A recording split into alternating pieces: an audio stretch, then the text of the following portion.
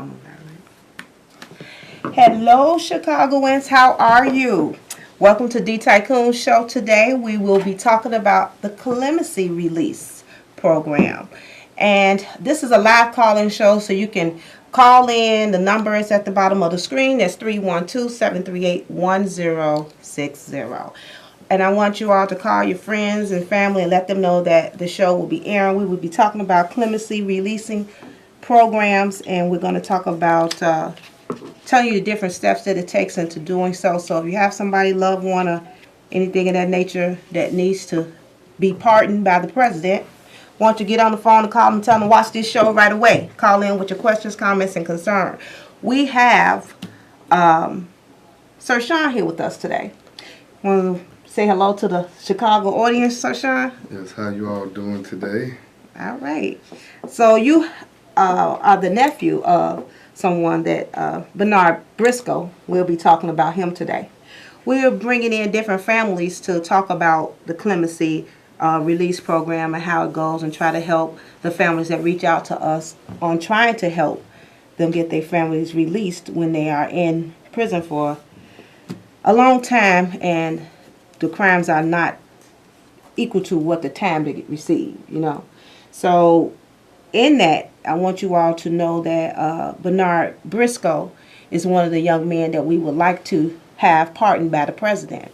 You want to tell us a little bit about your understanding of clemency and how you all have gotten started with your uncle, and how can the people help you get this done, and why should they help you get it done? Well, actually, my understanding of clemency is someone given a second chance at life, to be given an opportunity to come back into the community and be reunited with their family, and most of all, their kids. We are having a big problem with the lack of fathers in the homes, fathership in the neighborhoods and the community due to brothers being locked away for such long periods of time for nonviolent offenses. And what we've been doing is trying to bring consciousness and awareness to the community, because a lot of people don't understand what's going on. They don't know that we're being given way too much time for our crimes until it happened to someone in their family, their brother, their son, or their father, at the hands of our government. Yeah, I would say that's happened a whole lot throughout the time. That's why we're working on justice now, trying to change some of these things. And I know a lot of you out there in TV land understands that the justice system is totally bogus, and we need to tear it down from top down and start all over again. But at this point where we at is trying to get as many people that we can released from prison, because of, just like Sir Sean just said, we have people that have received jail time that they really don't deserve for the crime that has been committed. You remember, I know that Bernard Briscoe in particular, is one of the ones that was dealing with that 3 counts. You got life. He ended up with life and 240 years for a drug offense. That's like unheard of. You got guys that did mass murdering, mass shootings in malls, the church shootings, and didn't receive as much time as our young black brothers are getting. And basically, we're not trying to say that no one deserves to do some type of time for a crime they commit, but for a non-violent crime, we're giving brothers 30, 40 years. What type of effects do this leave on the family? Yeah, it leaves a terrible effect. Actually, we're going to talk to one of the family members as well. We're going to bring in his daughter, and we're going to talk with her and see how it affects them, and let her speak upon how, as I know you're the nephew, but it's a little closer home without being with the dad in the house. This is very important. So listen, before we do that, though, I would like for you all to get a pen and a paper, and I need you to write down this email address to his pardon attorney. We're trying to fight to get Bernard Briscoe out on a pardon from the President Obama. And we need you to write in letters and just say, listen, I'm standing with Dr. Tycoon and the community unity. Now we know that you all gave this man so much time, life plus 200 years. None of us would want to spend life plus 200 and something years in prison for a non-violent crime. Come on, let's keep it 100, y'all. So get your pens, your paper. I'm going to come back with that. I have callers on the line. I see you, caller, so I'm going to go ahead and take a call. Call, are you there? Yes, I wanted to make a couple of points, if I might. First, I think people should be made aware of the notion that we are talking about pardoning people or offering up clemency when it comes to either the federal level or the state level. And depending upon whether you're incarcerated in a state institution or a federal institution, then it falls to either the president or at the federal level, or it falls to the governor of the state in which you're in. That's point number one. And point number two, usually this sort of thing is most effective towards the tail end of someone's administration. If you want to get someone pardoned, especially for a federal crime, now is the time. Get those letters in, call the White House, call anyone you may know, your congressman, your senator, to get those names in, because President Obama is in a unique position. He's not running for office again, yes, and therefore he's in a position to pardon people because he doesn't have to worry about the political backlash in that case. So, not, as I said, once every year, it's 4 to 8 years, that's the time when you're going to get federal pardons. That's absolutely wonderful information. So, and this particular pardon will be going through the president. He would be the one. So, he was just giving us information on who would be the one to do the pardon. Like Pat Quinn was able to pardon the young man that was beaten, shot 28 times. You remember him? Yeah. He was in jail for like 10 years. Oh, gosh, I can't even remember. Howard Morgan, that's his name, Howard Morgan. I rallied with Howard. Howard is home. Thank you, Jesus.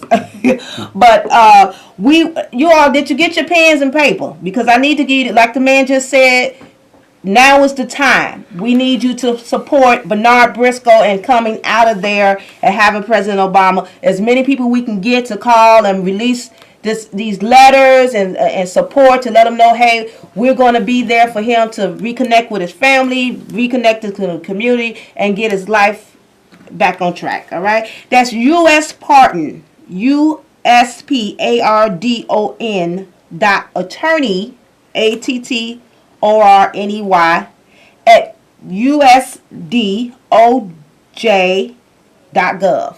I'm going to say that again. USPardon.attorney at USDOJ.gov. Okay, that is his pardon attorney. Just write your letters or, send in a request for you all to support him to be released. And I was looking at that earlier, but it looked like it was off track.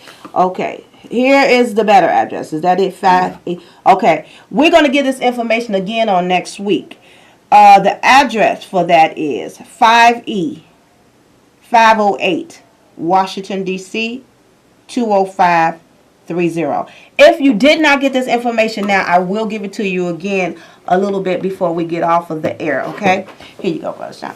So, just to go back a little bit and talk about what you were saying, you can kind of address the people on how you were talking about the black man being away from their families and how that affected. Then we're going to bring his daughter on. Actually, we were part of something that a lot of people don't know, or a lot of blacks in our community don't know. Something that's called mass incarceration. This is something that was done predominantly through the 90s, and this is some of the backlash of what's going on we see today, the violence with the kids. The kids running rampant, shooting each other, no structure in the home. This all was actually...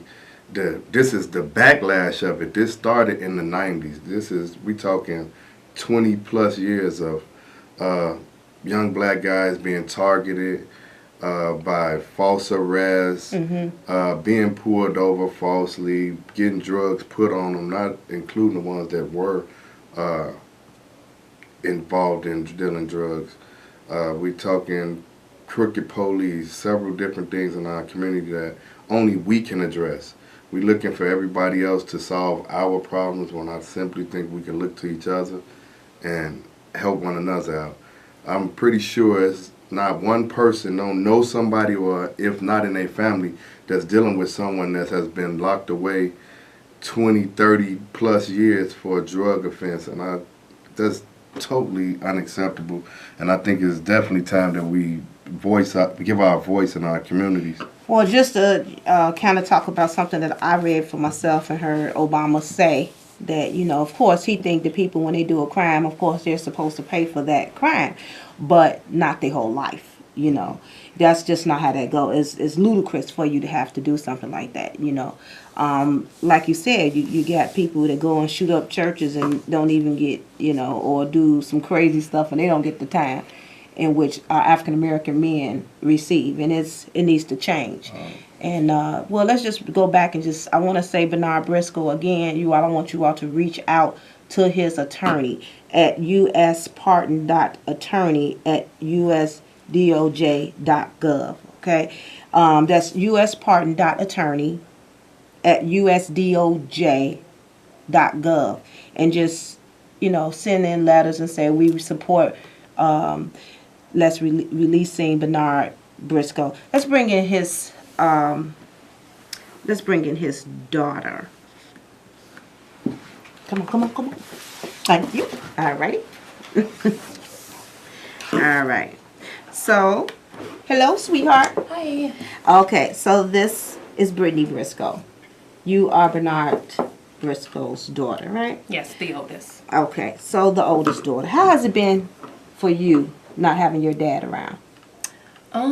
I can say it has definitely been trying, being a young black female in a world how it is today, not having a father figure, just having my mom play both roles, being the good guy and the bad guy, trying to level it out with being the sweet nurturing mother with the discipline as well. So I mean, it's definitely something to try to get used to, because I did have the experience to at least be able to be with my dad until he was locked up in 2001. So I was 11 at the time, going into 12. So I was kicking into that preteen stage where I feel like girls need their dad the most. So your dad been gone for like 15 years already? Yes. Wow.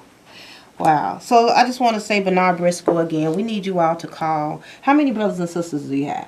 In total, it is 11 of us. 11. Now that's 11 children that need their fathers. What's the youngest? You know how old the youngest is? The youngest is Jayla. She is 11. 11 years old. So maybe if we can get Dad home and he can kind of step back into the role of being able to talk to his kids and lead them in the right direction, as well as the grandkids, have another generation that he can be a part of. But we need your help. We need you all to help us get this done. That's Bernard Briscoe. And that email address to send to his pardon attorney would be uspardon.attorney@usdoj.gov. On next week, we will have a criminal justice specialist in, Pastor Greer. He is going to be coming in talking to us about this very thing again. We're going to do 2 shows on this. So next week, if you have any people in your family that needs to be a part of the clemency program or releases, and we'll have more information on how to do that, as well as give you the information about Bernard Briscoe. Again, I want to just say that email address for those that may not have got it. That's uspardon.attorney@usdoj.gov. It is so important that we it seems like, people may say, well, why should I support Bernard Briscoe? Would you want somebody to support you for a nonviolent crime? If you received life in prison for a nonviolent crime, plus 270-something years, would you want somebody to call in for you? Would you want somebody to send in a letter of support for you? That is the question. Whatever you would want somebody to do for you, everybody that's listening to this out in TV land, that's what I would like for you to do. Support this man. Give him a second chance to come home with 11 children. Some of them became adults, but they got grandkids and miss granddad, and we need to bring them home. Okay? When the last time you all had a chance to see your dad? We went in January. It is now May, about to be June, and we're going to try to at least go definitely this month. I talked to him recently, and he has hope. Somebody who has life plus 240 years, you know, he has hope. And I'm glad you said that, not to cut you off. You heard that? So that hope relies on us, all of us, out in TV land as well as us here in this room to do our part to bring them home. All right, I got another call. I'm going to take another caller. Caller, are you there? Good evening. Hey, how are you? I really have something to say, Mhm. and I'm just a blind country boy. What's the purpose of getting getting your record cleared from the state when people can pay like $35 and get your background? You know, even though it be cleared with the state, it doesn't make any sense at all. If you understand what I'm saying? Kind of, but you know what? I'm glad you mentioned that because I almost forgot to say this. So thank you for your comment. Listen, on this Saturday, June the 4th, June. It is June, tomorrow. June the 4th, this Saturday, they are doing an expungement. They're doing an expungement. We got about 5 minutes. What I need you to do is Google, Dorothy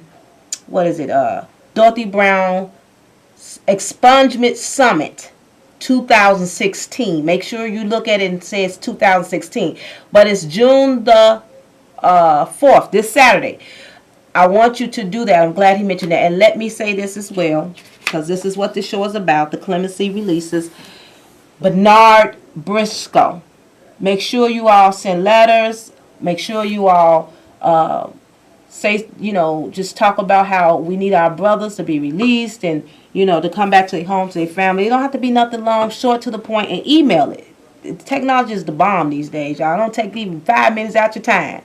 Remember, I want you to do what you would want somebody to do for you if it was you sitting in there for a nonviolent crime for life plus 200 and something years. They figured he was going to die in there. But together we can make that no. Okay? Remember, do it as if we were doing it for you. That email address is uspardon.attorney@usdoj.gov. We will have this information again on next week. So tune back in next Tuesday at 6:30 p.m. with Dr. Tycoon at the Tycoon Show. Thank you so much for tuning in. I want to thank you, Brittany, for coming out, sharing your story with us about your dad. We're going to do all that we can to help you get this done. All right? All right, Chicago, have a nice evening. We appreciate everything that you do, all of your calls and comments and concerns, and that you all always look out for us. Take a break, have a good evening, and see you guys next week. Thank you.